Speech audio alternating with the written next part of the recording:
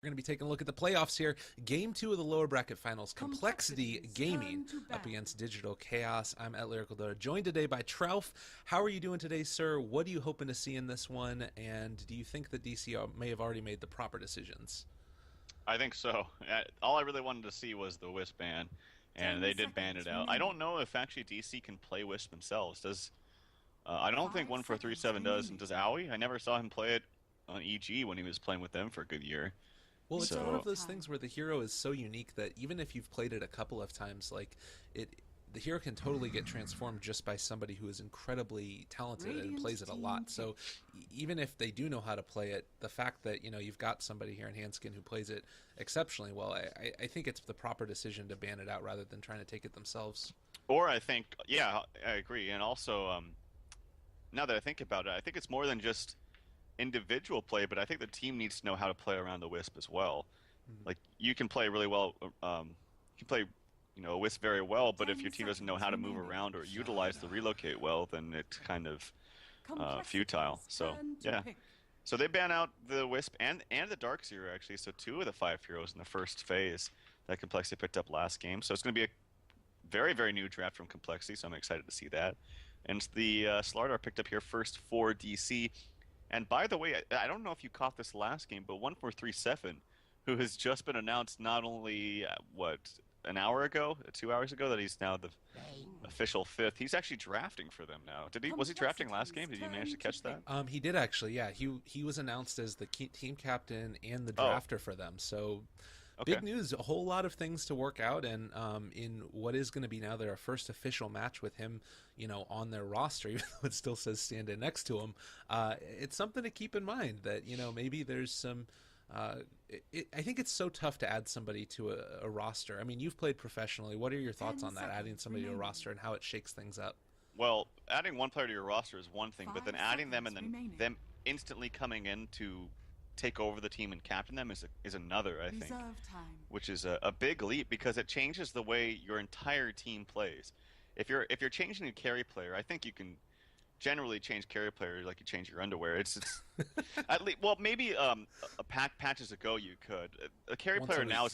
is a lot more dynamic and needs to move around a lot more. So Radiant maybe it's a little team more pick. difficult to do that now. But their role is still pretty cut and dry. But as a captain, that changes the entire dynamic of the team. So with him coming in as the new captain and the new drafter, I didn't know this. It basically says I'm going to take all the information I had from my last team and kind of add it to you guys, and we'll see if it works together. And this has all happened very abruptly and very very quickly. So we'll have to see if they can make any kind of Radiant big team changes ban. in here in game two, because I think that the loser is out. Correct me if I'm wrong, right? That's true. Yes, the loser Okay. does end up dropping out of this one, and then the winner is going to go on and in a couple of hours here just play against Archon Dota, who have been looking really strong this tournament so far. 10 seconds. Yes, they remaining. have. So anyway, they go with the Slardar, and then its response is seconds Bane and remaining. Tusk from Complexity. Pretty strong heroes. Both heroes with very, very strong abilities. Reserve time. They very low downtime for for all their spells. Turn to ban. The ultimate is a 100-second cooldown for Fiend's Grip, which actually isn't really that long if you think about it. I think that's the same cooldown as the Doom, but I could be wrong on that. And then Wyvern strong too, so pretty strong on both sides, but very different from the last game. Yeah, certainly. And 10 I think that seconds Bane, remaining. when we think about the path that this hero has taken over the past couple of 5 weeks, he seconds became a remaining. marquee member of the early shutting down the mid laner for the enemy side. Reserve He runs time. on in there, even if you just end up taking on a brain sap at level 1. I mean, back in the day, I feel like we ended up seeing Enfeeble taken and messing with the enemy mid laner. But I think here, the brain sap, you're able to trade so efficiently with whoever's in there. Winter Wyvern, another hero. So I think that the dynamic of this game is going to change a lot from last time. I don't expect to see another Huskar at Digital Chaos, especially with the Dazzle already banned out by them. And I think that it didn't really look that scary for them, so Complexity never felt like they needed to ban it out either. So Radiant I team kind of ban. like this draft so far for Digital Chaos. It feels like also they might be going into a little bit of one of those minus armor type of strategies. That's always something that's relevant with Slardar, and possibly if they end up finding the space for it, I 10 think a Wind Ranger seconds could be a pretty remaining. good next pickup for them if they wanted to try and secure that early 5 strong seconds laning remaining. dominance. Yeah, Wind Ranger would be very nice. Um, Tusk is just such a good Reserve hero. time. I'm thinking about, well, if they get shackled, Tusk can just snowball the hero That's a can good get point. shackled. But I mean, he's going to be doing that against anyone that has any kind of initiation or any kind of stun. It's just a very, very good hero for that reason. PL banned out here Complexity's from turn to DC, ban. as well as the Dazzle. Um, Dazzle Bane's kind of a weird combination of heroes. I'm not sure if they would go for that. We don't even know for sure if this is going to be a Tusk offlane or a Right. Tusk 4. But as you mentioned with Bane, 10 most likely seconds harassing the remaining. mid, it does make more sense to have him as the 4, but nothing's set in stone. 5 Quap banned out seconds here from remaining. compLexity. Um, Maybe they just banned that out because they feel that DC's comfortable with Quap and they pick it a Reserve lot. time. Again, as you alluded to earlier, we don't know for sure what they're seeing in each other's scrims. Maybe they like to pick Quap a lot in their scrims too. So anyway, one final ban out coming from compLexity. They're actually taking some reserve time thinking about this. So really, really want to find the right hero.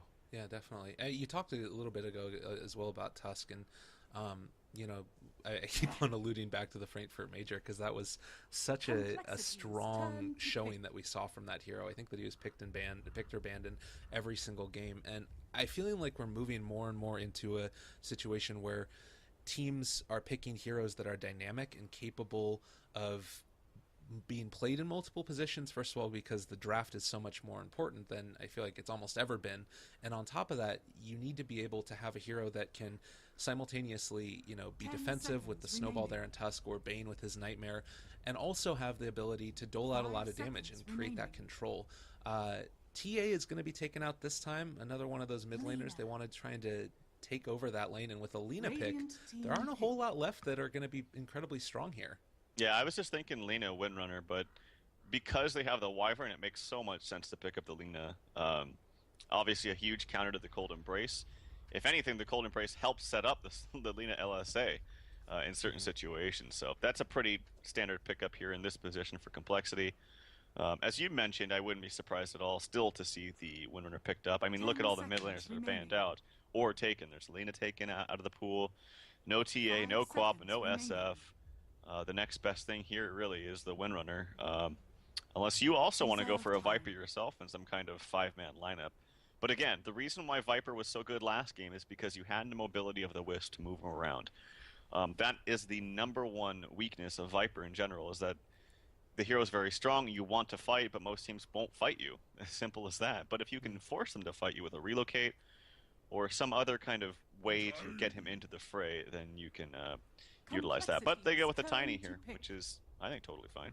I was actually, honestly, I was about to say that we saw a couple of Tiny plays yesterday where they were using the Tiny as the initiation for the Slardar before he gets his Blink Dagger, and as a way to apply a good bit more pressure. I mean, honestly, it just looks silly when you see it in the game, but it's incredibly powerful. That's the problem that you end up having with Slardar, is being able to find that initiation without leaving yourself open with the extra damage you take from sprint. 10 So I think seconds that if you remaining. have that combination there together, you have a lineup that can 5 potentially seconds find remaining. pickoffs at the early stages of this game. We've been seeing Tiny get played sometimes in the support role, particularly on the Reserve Radiant time. side.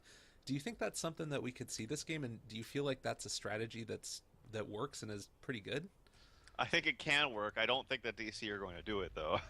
Okay. It is a little bit cheeky, but I feel like if they did it, compLexity does have the heroes to really, really punish that. I mean, compLexity has 3 heroes with tons of strong abilities, tons 2 of nuke seconds damage, good remaining. stun, good control, all together. Like, they can fight very early on. Now they add to that with Radiant picking up a team gyrocopter, pick. which I think is very, very understandable. This is probably Zizzy's most comfortable hero. And seeing how he is standing in for Chessie for whatever reason, I don't know. It makes a lot of sense for them to pick that up. Ugh. Razor now here Turn picked up to for ban. Digital Chaos. I love Razor. I think he's a really, really good hero. Yeah. It's very, very good against the Bane. All 4 of Bane's spells are single target, which means if you wanted to cast any of those, he's going to get purged from the unstable current of Razor. So it's Razor's thought of as a really good hero against 2 things. One, like strength heroes that are very slow that you can suck their damage out, like Bristleback, for example, who also has a single target nuke. And it's also good against single target nukes like Bane. Rubik is a really good hero that it's good against. So yeah, I think Razor's fine here. I'm not sold on the Tiny though, actually, now that I think about it, but we'll see what rounds up their lineup as they're their 5th support hero. The Lich was 10 banned out from seconds complexity. remaining. Yeah, Lich taken away, and also that Bounty Hunter, last but not least, not 5 wanting to be able to seconds give them that remaining. extra gold infusion that I'm seeing. There we go, Undying.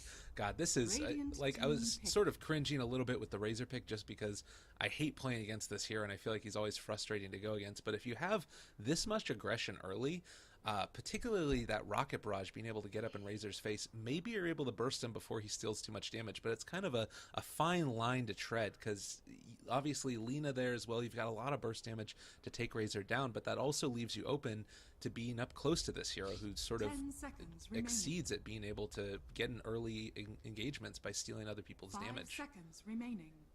I really like this pickup. I think it's going to work well for their lineup. Tusk and Undying is very strong. Reserve time. Digital Chaos, they need to find some kind of support that can maneuver around this lane of Tusk and Undying. Wyvern can't really. He's pretty slow, I think. Yeah, he does have the Arctic Burn, but... and also, Razor, I think Razor's going to go mid, right? I don't imagine... I mean, I guess Tiny could go mid against the Lina, but I feel like Lina would just punish him. You also have to anticipate that Bane probably will be helping out if Wyvern does, or maybe helps him out even if Wyvern doesn't. And then Lina gets off to a really good start. I think it has to be Razor mid, so Tiny, Winter, Wyvern, Wind Ranger at your or it is service. going to be a support Tiny. Maybe Wow. you nailed it. Interesting. That's one of the... Okay, I'm not going to go there. Anyways, yes, so we do end up seeing It the is. support Tiny. You nailed it. I was wrong. TraLF was wrong. Well, and Lyrical was left, or whatever it is. All right, so we're gonna have Wind Ranger picked up here. It's a nice I was left. combo. That's right. You were right. I was left. Okay, that's what it is. Wind Ranger is pretty strong there with the Slardar as well. It's going to be that Owie 2000 Tiny that we're going to end up seeing this time around, as we've talked about. And I think this is somewhat of an interesting way to deal with it, because we always talk about the early aggression that comes out from the Prepare Tusk and for Undying, battle. and if you just sort of counter that with a ton of burst damage, maybe then you're going to be able to take on out of this the whole course of this that early aggression, stymie it a little bit by being able to take out the Undying or the Tusk. Of course, the problem they end up running into is that if you're not able to kill them very quickly, it could be a very scary situation for them. Yeah, and when I think of Radiant support Tiny, which is why you asked, I instantly think of Secret doing the mid lane pull, and I think it just got pinged out by, I'm not sure if it was brown or orange, but either way, that is in the back of their heads. The first person I saw do that, though, was a long time ago. I saw Fnatic do it. I think it was Hani, way back when he was playing for them, and I saw him do it. It was the first time. They were playing against 30 EG, seconds to and it battle. was in the D2 Well Season 4, I believe. And I saw them do that, and it was so devastating because they had no idea. But now with it kind of in the heads of people and heads of players, oh, we might see an engagement here. Yeah, Owie does have Toss skilled up level 1. They haven't taken a skill yet on Bane, not wanting to commit to that Nightmare as of yet, but everybody's down here. This is going to leave a free rune up in the top lane for the Wind Ranger, and potentially might run into a few problems. It does look like Limp is going to just back on out, not wanting to take too much The battle aggression as of yet, begins. but actually, they do end up spotting out Hanskin over here, so they're going to know he's in the area. Every coin helps. This might be a quick kill if he's not careful. He is running around the other side. We do also have the Slardar moving in. He's going to run into the creep wave if he's not careful, hiding in the trees. They should know about this, though, right? Yeah, I think they saw them. Now they're looking. Bulba's going to be extremely late to his lane, by the way. Oh my god. Like he's not even close to that lane, and Hanskin struts on out of there. Really nicely played by him. He does run at 315 movement speed, so he is much faster than these heroes. 300 only for the Slardar, only 285 for the Tiny, and despite the fact that he placed 2 wards here, neither of them blocked either of these camps. Oh wow. So that really, really sucks. So despite him, you know, kind of getting out of jail free there, he still buys sentries, but Yeah. it doesn't really matter. He's actually going to bring the salve to Yawar because he's still scared of the Bane. They're not quite sure where he is.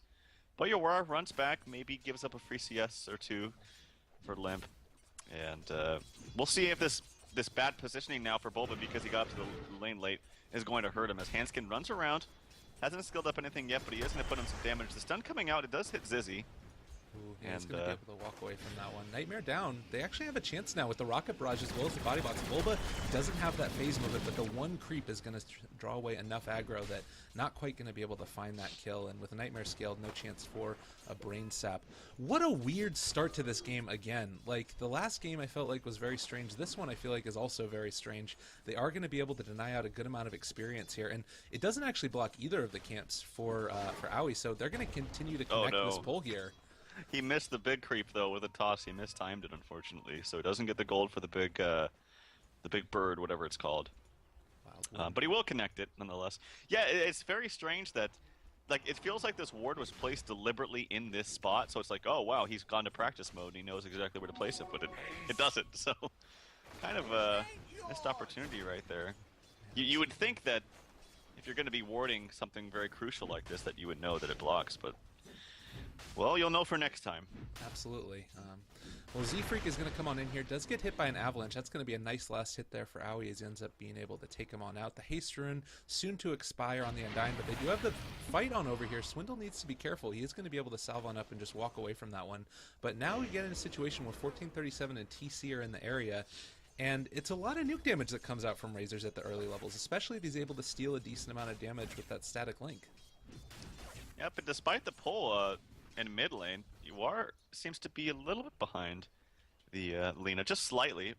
What I basically mean is that Limp has not been hindered by this pulling as of yet. Now, he does get a secondary pull here for Aoi, or that is for Aoi, and this one might actually hurt, as he's got some really nice creeps to work with. A good 87 gold there. See if he can pull it to the next camp as well. Maybe he doesn't. He's kind of walking around, doesn't... Oh, there he goes. Okay.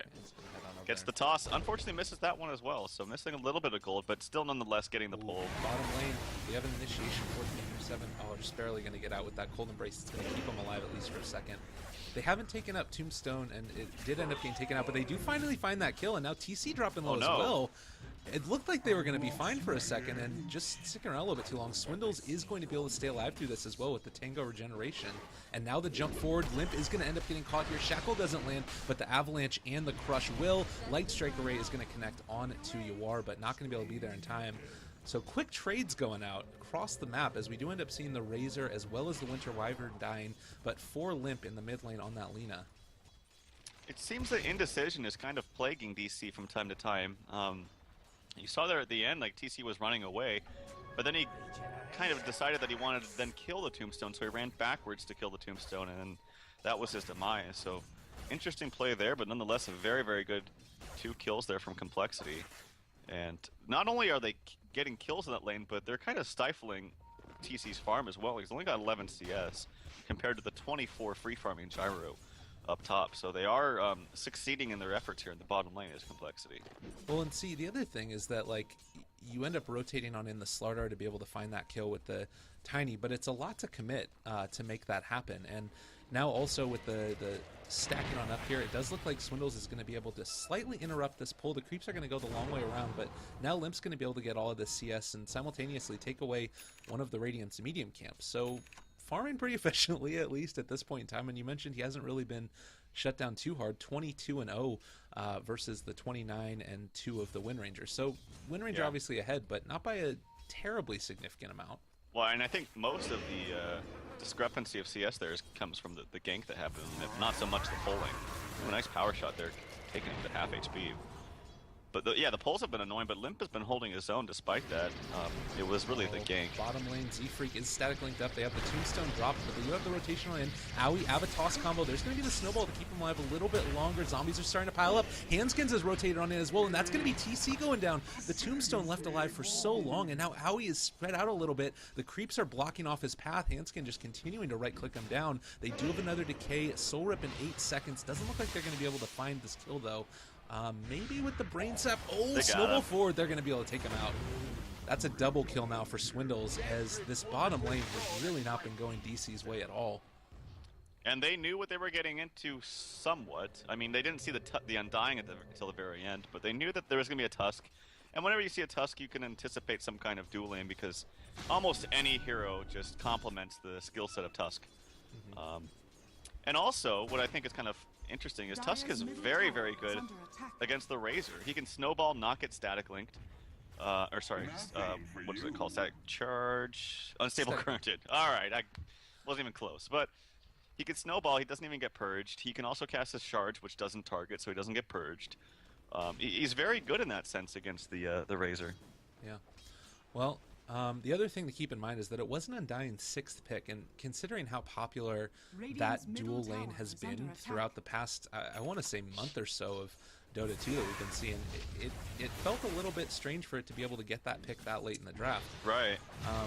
Regardless, we're in this situation now. Winter Wyvern has hit level 3, Razor close to 6, and we'll be able to somewhat more efficiently deal with Z-Freak and Swindles down here, but it's by no means an easy lane, because, I mean, Swindles is getting close to his 6, and once you have Walrus Punch down, while you won't be able to chase as efficiently, you still do have the ability to snowball forward after you Walrus Punch in, so exactly. Regardless, it's still a really good lane, I feel like, for complexity.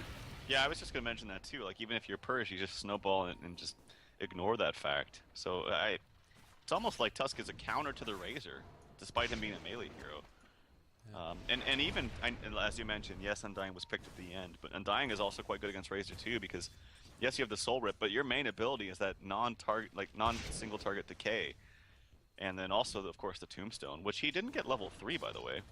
Went for an extra point into the Soul Rip, so he wants to have the lower cooldown, maybe the extra damage and heal. I find that just a little bit curious, but I think it's totally fine. I mean, they're still getting kills, and they're still ahead, and they're still keeping the CS of this Razor down.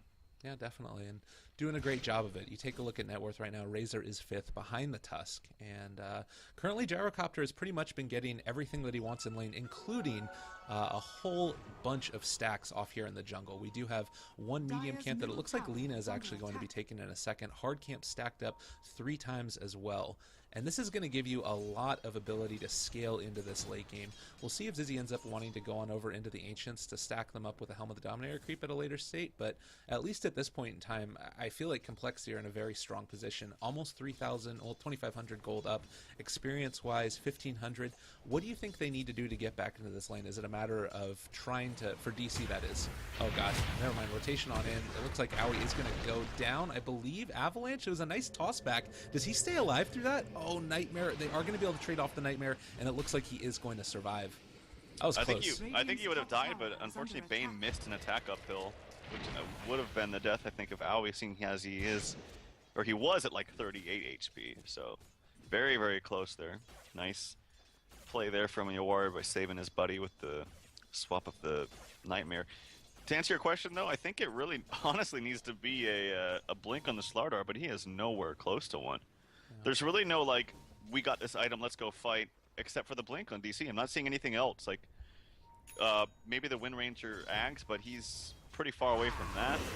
Razor, he doesn't really have a single item that's like, let's go fight. He kind of gets build-up items, like, I got my treads, now I got my drums, now I got my point booster, and then finally I got my Ags. Or I see a lot of players go for the S and Y rush for Razor. But that's not really like, I got my item, let's go fight kind of thing. Unless you go for the mech, which I haven't seen on Razor for a long time. Definitely. Play him a bit more like that Viper. I will mention that I think that Swindles ended up getting the Illusion Rune and then leaving one of the Illusions down in the bot lane chasing after the Undying to hide the fact that he was ganking the mid lane. So pretty cool move there to make that happen. Unfortunately, didn't end up paying off for them. We do have a 3-man smoke into the top lane to try and find out Zizzy on this Gyrocopter. The rest of his team do have a decent amount of TPs and can get up here. Lina, the only hero that's not really in the area, and they do end up finding him out. Zizzy is going to end up falling here. Oh god, the call down is going to be pretty big, but I think they can make it out before this all comes about. That is going to be a kill on Owie 2000 as Tiny crumbles to the brain sap, but Handskin, the only hero to rotate, everybody else staying put. It was good for DC for the fact that they got a better trade, like the support for a core, but really well played, honestly, by Zizzy. Like, casting that spell as soon as he could. It's very important that, as Fogged always said, I remember this, that especially playing support, if you know you're going to die, it's imperative that you get your spells off. I didn't think he was going to get anything off, but he actually managed to get the call down off, so well played by Zizzy. Absolutely. It is also going to give, at least at this point, DC the ability to get level 6 up on the Slardar. Actually, level 7 now, excuse me. So while he doesn't have a blink, he is still pretty strong if he's able to get into range. They're going to jump forward, trying to catch onto Handskin. They do have the Winter's Curse if they want to commit that. TC is off here as well, but it feels like they're so deep at this point in time. Any TP rotations can be pretty big. It looks like, at least at this point in time, they're going to content themselves with taking the tier 1 down in the bottom lane, not wanting to fight as of yet. Swindles does end up tossing on out a Snowball as well as the Ice Shards onto the Wind Ranger, but with the Wind Run, no real way for them to get any type of return kill. Fight recap at the end of the kill on the Bane. It's going to be a 500 gold swing, but also a tier 1 tower, and they can potentially get into position to defend this top. It's still very full on HP. They do have a glyph. They would need to start TPing a lot of people up there. There's no TP available on the gyro though. It's on cooldown. And yeah, I think they're just going to sack it at this point. Instead, going to call for maybe the mid tower. I'm surprised. I thought they had a glyph up though. They didn't even use it, unless my user interface is wrong. So that's kind of a little mishap. It does look like they're going to at least be able to take on out this tier 1 in the mid lane. It does look like DC are trying to come into position to defend against this. 1437, not quite level 6 yet. They do end up tossing out the Avalanche as well as the Splinter Blast. That's so much damage on top of Zizzy. Landed every spell, but they are going to take this mid tower, so obviously fine for complexity. Don't imagine they're going to be giving up their tier 2 top though, so they are going to just back up and farm and kind of slow down the game just a little bit. And after those couple of towers taken, complexity take a 3,000 gold lead. Experience about 2k. Big items that are coming up on these heroes. Wind Ranger, as we mentioned, still a ways away from picking on up that Aghanim Scepter, but 1,800 or so can come pretty quickly for a core. Tusk hasn't really picked up or invested in another item as of yet. I think probably for me, the Yule Scepter on Lina is going to be a fairly large item just to be able to disengage from fights or find pickoffs around the map. Yule's is always good on Lina, but you do have to be a little bit careful this game because there's a lot of like follow-up initiation. Speaking of, if he goes on to Bulba right now, I feel like this could be bad for him. As he's Be able to touch Lightsaker, Laguna Blade. I feel like 1437 could have helped him there. Well, just going to back on out at this point in time. Not going to help out his buddy. 600 gold swing. I guess he does have Winter's Curse, but didn't have enough mana at that point. I think he had just used a Splinter Blast, though. I haven't... Yeah. That was a little bit strange. I thought Limp was going to see him and be like, oh crap, he's got a buddy, and then run away, but... Alright. But they also did bait out the TP from the Yawar, so making them move. That was actually a really big kill from complexity. Yeah, huge. Slardar going down, it slows on down that blink timing as well. He was trying to get it as quickly as possible. I will say in terms of DC's lineup, they have a lineup that can come back. You look at the combos that they've got as we do end up seeing Wind Ranger just barely get out of range of those shards. But you think about Splinter Blast, they're able to constantly keep creep waves pushed out. Maxed out level is going to one-shot range creeps. 2 shots on the 7-second cooldown is going to mean that the whole creep wave is dead. Winter's Curse is always going to be relevant and scales well against the lineups that you've gotten. Also, I mean, being able to have that Tiny in a support, while he doesn't have very much farm, he still has the insane burst combo, which is always relevant, even in the late stages of the game. So I feel like they have the tools to make it happen. It's just going to come down to a matter of execution. Yeah, the thing I'm worried most about for DC is that they don't really have a clear-cut way to deal with this Tombstone if it's placed correctly. I know Z-Freak plays this hero a lot, too, so he's really... It's come down to, like, an art, really, with where he places it. He just knows the exact placement that he needs, especially when they're pushing. But if you look at their lineup, they got 2 melee heroes, which can't really take care of the Tomb. One of their ranged heroes is the Wyvern, who can't take care of it. I guess you can maybe take care of it with an Arctic Burn, but you don't really want to use an Arctic Burn to take care of a Tomb. Then you got the Wind Ranger, which is probably your best bet with the Wind Run. And Razor, he doesn't really want to get in there to take out the Tomb unless it's really out of position. So that's the only thing or the biggest thing I should say that I fear for DC's lineup is having to deal with this Tombstone. Well, unfortunately, it doesn't look like they're going to be able to realize that Roshan is going down as he is about to fall, or maybe they're just comfortable trading the tier 1 for the Rosh at that point, seeing as they didn't think they could contest it. In either case, they trade a tier 1 tower for Roshan and a bit of damage up on the top lane, as well as TC is going to be able to right-click away this tower and possibly get it. They do have the glyph up, as long as this isn't that weird bug that was going on earlier or something. They do end up using the glyph now, and with the rest of complexity moving in, they need to get out of here before something starts getting a little bit too crazy. They're going to be able to get the deny, though. They do get the deny. So, I mean, it's still a tower dead, though. I think that's actually fine for DC. They made all 5 heroes rotate, unless TC gets caught out. Nope, he's not going to. They made all 5 heroes rotate. They got a tower, so a little bit of map control going their way. They're farming on their Slardar, who desperately needs that Blink Dagger, and he's actually pretty close. So, yeah, you gave up Roche, but I think you have to in that kind of situation. Well, and I was wondering if they just didn't know that it was going on, but given the vision and how it was looking, I would be very surprised if DC didn't realize that Roshan was being taken. So probably a good choice on them, and they're able to extend this game a little bit longer.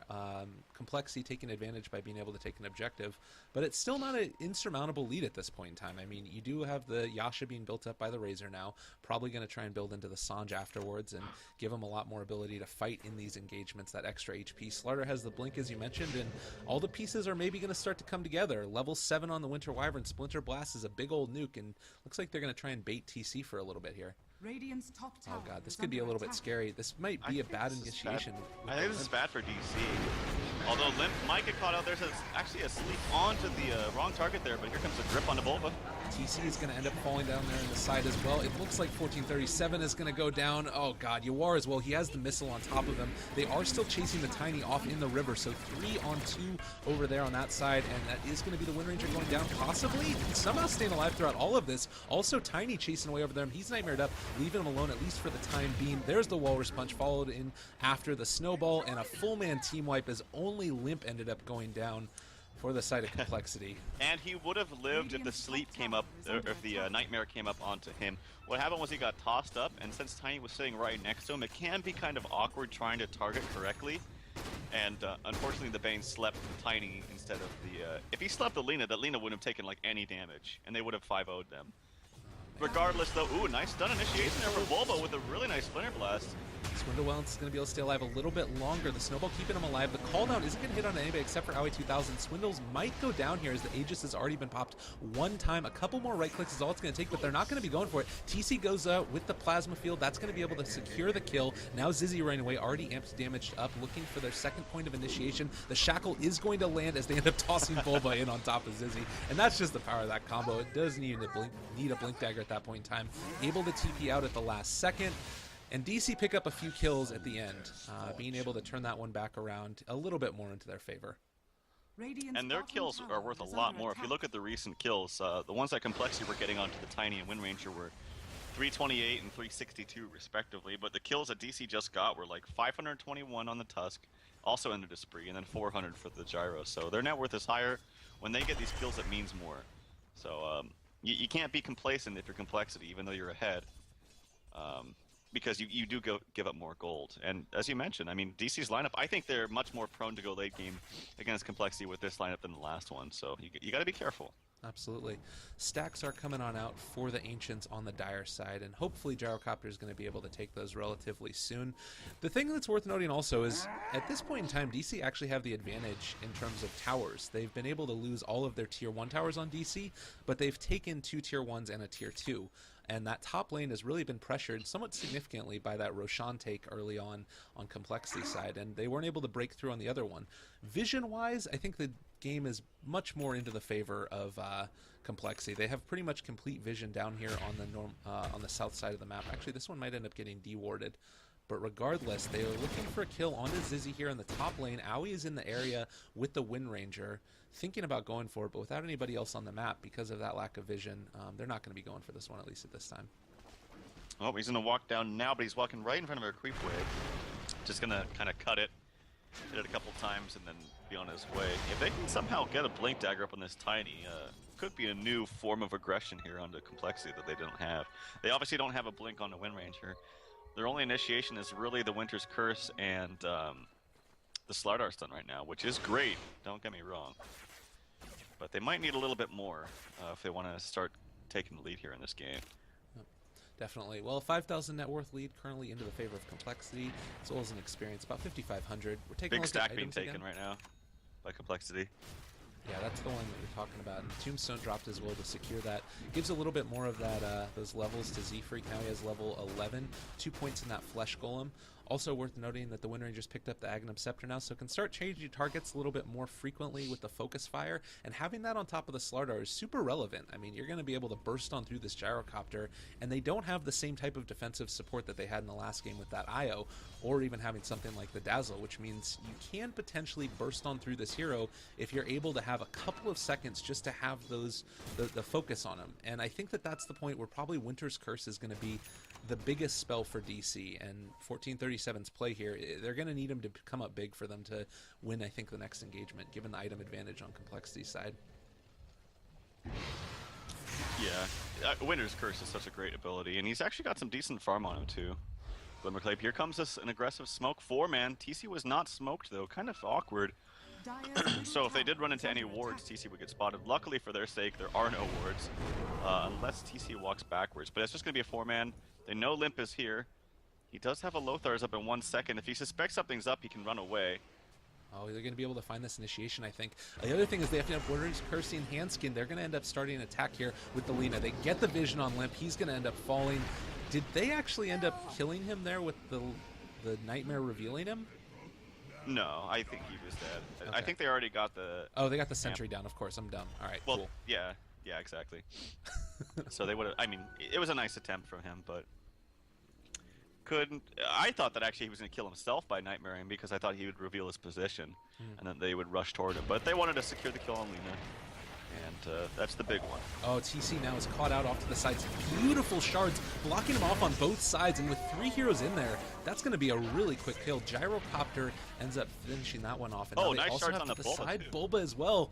Oh my goodness, this Tusk has been playing very, very well. This is actually, it's worth noting, this is Swindle's only 3rd game on Tusk. We saw his 2nd game ever, at least in professional matches, just the other day, and now being able to really make good use of this hero. Does have Guardian Greaves on up, and they're starting to pressure this on out. Oh, there's the Wind Ranger getting caught out yet again. Walrus Punch follow-up afterwards as Bulba is nightmared. Do have the Fiend's Grip up if they want to commit it, and they are for Bulba. That's going to be the call down. They end up shackling too. Z-Freak hasn't dropped down the Tombstone as of yet. The homing missile is going to connect, not enough to be able to kill him off. Avalanche just going to be saying, get on out of my base, and compLexity are going to walk away from that one. But picking off TC as well as being able to apply all that pressure, I guess they committed Fiend's Grip and weren't able to get a kill though. Really nice shackle there from Yor. You could say a bit of a blunder there from Z-Freak by running forward and providing him the opportunity to shackle shot. If he didn't run forward, Yor would have had to run a lot further down, or I should say a lot further up to get that shackle shot to hit it to the next tree. But because Z-Freak was running forward, it gave him a lot more of a safe position to actually get a shackle and a faster way to do so. So nice save there from Yor. If he didn't get that, that was for sure a death on the Slardar. The other thing there is with that jump onto Bulba on the Slardar up here in the top lane, they did end up revealing the ward. It was about to expire, but they still get the 50 gold as well as experience from it, as we did end up seeing 1437 go over to D-ward it. Blink Dagger up on the Tiny. You talked about that extra form of initiation, the other jump that you might possibly have. Zizzy is going to use the call down now on top of Bulba, interrupting his ability to jump on top of him and blink.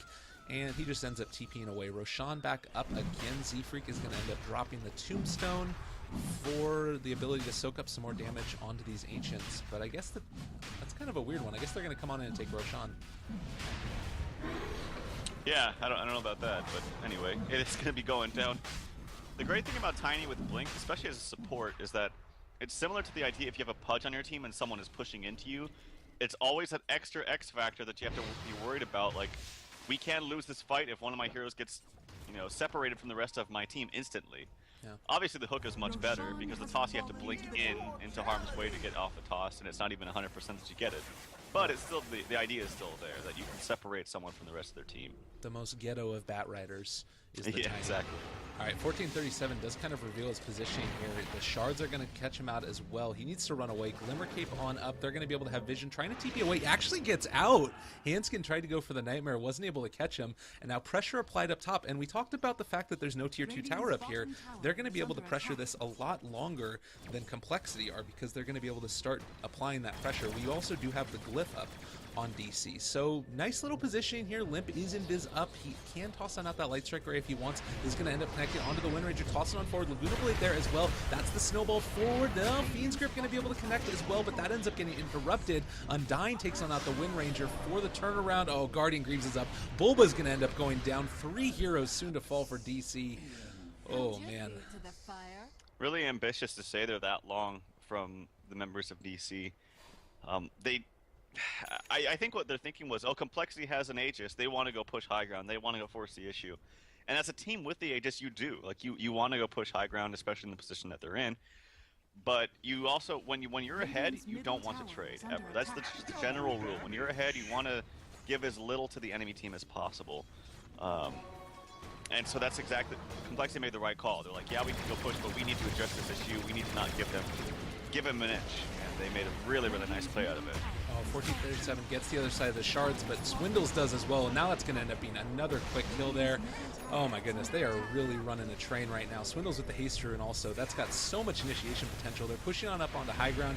Zizzy is up top. He's going to just be able to dodge away from every little thing that comes his direction. Wind Ranger now actually separated and does have a lot of damage coming out from that tombstone. The Soul Rip to keep it alive a little bit longer, and it looks like at this point, at least for a second, compLexity's going to back. Bulba jumped forward on the Slardar. He's going to end up going down. Glimmer Cape or not, 1437. Winter's Curse on up. Anskin is right-clicking Zizzy, but I think that he still stays alive throughout all of that, looking for their last little opportunity here to catch on to him. Nice ice shards. Tusk ends up taking down the Winter Wyvern. Fight recap. This is a 3,000 gold swing on top of Rax's. They have the ability to move on down towards the bottom lane afterwards if they want with 3 dead on DC.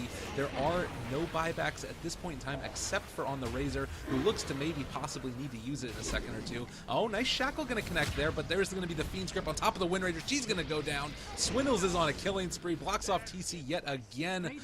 Oh man, TraLF. This is a very, very good and well executed game so far by compLexity. compLexity looking pretty damn good this game. Swindle on the Tusk has really kind of been the MVP this game, I'd say. Especially if even just little things. If you saw when they were gripping one hero, I believe it was the Slardar, I can't remember. But instead of just snowballing him, he snowballs to still stun him after the grip and go for an additional target. So getting the most out of all of his spells rather than just taking the easy way out. And with a skill set like Tusk has, it's very effective. Just constantly keep adding the aggression in the midst of a team fight.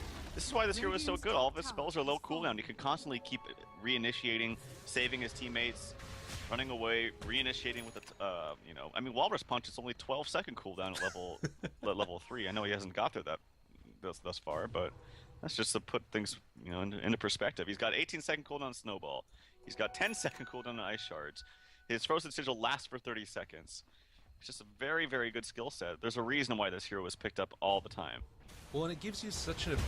Like, it's not necessarily that Tusk is always going to outplay your opponents, but it gives you the opportunity to pretty much always outplay your opponents. So if you do end up being able to, you know, feel comfortable on this hero, you're just in such a great spot. Worth noting also, Zizzy still has the Aegis, has not dropped it yet. You talked about how comfortable he is on this hero. Butterfly now picked up on top of the Helm of the Dominator, Sanj and Yasha, and this tower is just going to melt away. He does have the Centaur Conqueror here as well, just in case there is a chance for some type of initiation on top of him. He can micro this hero and then end up using that War Stomp. So in such a great space right now. 1437 wanting to use this Winter's Curse, but now you're just hitting it on to Zizzy. Nobody else is in the area.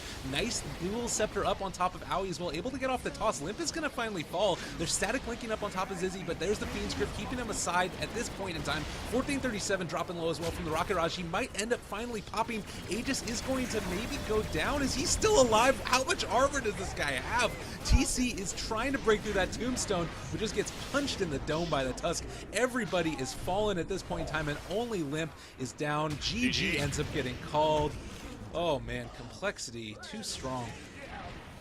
It's two really convincing performances from compLexity, just very, very much taking a handle over this series. I thought that there was going to be a glimmer of hope because TC was like sucking so much damage. He had like the full amount of damage, but all of his damage was being applied to the Gyro who had the Aegis, so it didn't even matter if he died. Very, very convincing. Nice drafts in both games 1 and game 2. Completely different drafts. It's always fun to see them have good ideas of their draft and have a completely different way about going about it a completely different way. Obviously, two members of their last draft were banned out in the first phase, so a lot of hate coming their way with that. But they were like, "Hey, we don't care about that. We still have other heroes we can play." I thought their opening was great. I just think look at their draft. All of their heroes fight with low cooldowns. Every single one of them. Tusk, Lina, Gyro, and Dying Bane. Very, very solid. Complexity's draft, or sorry, DC's draft was a little bit different. We don't typically see the Razor, and I just think that this quote, I'll call it a gimmicky play, really, of having the tiny toss in the mid lane didn't do anything. The Lina was still farming. As a result, they suffered in the bottom lane because they only had two heroes against a very, very strong Tusk on Dying lane. I just don't think that worked out for them. I think that they were too caught up in the idea of, yeah, let's really crush the mid lane, let's gimp their mid lane, haha, and it just kind of backfired on them, honestly. Well, thank you guys very much for watching. That was the lower bracket finals. We're going to be seeing compLexity move on in, I believe, 1 hour from now, if that's right. Let me check what time it is. Yeah, 3:46. I believe the game is scheduled to start at 5 o'clock, so about an hour and 20 minutes. We'll see if that ends up being pushed forward at all. I have a feeling it won't be, but regardless, stick around on the channel, listen to some dope music as we wait for the next game to get started. Congratulations to compLexity. We'll see DC again in a little while. It is worth noting that this is their first best of 3 since they've added 1437 as their captain. Maybe a few kinks to work out. As you mentioned, there were glimmers of hope throughout the course of the game, possibly going to be able to bring it back in the Summit 4, which I think is going to be their next big test. But regardless, see you guys in a few here at least. TraLF, any final words before we get going?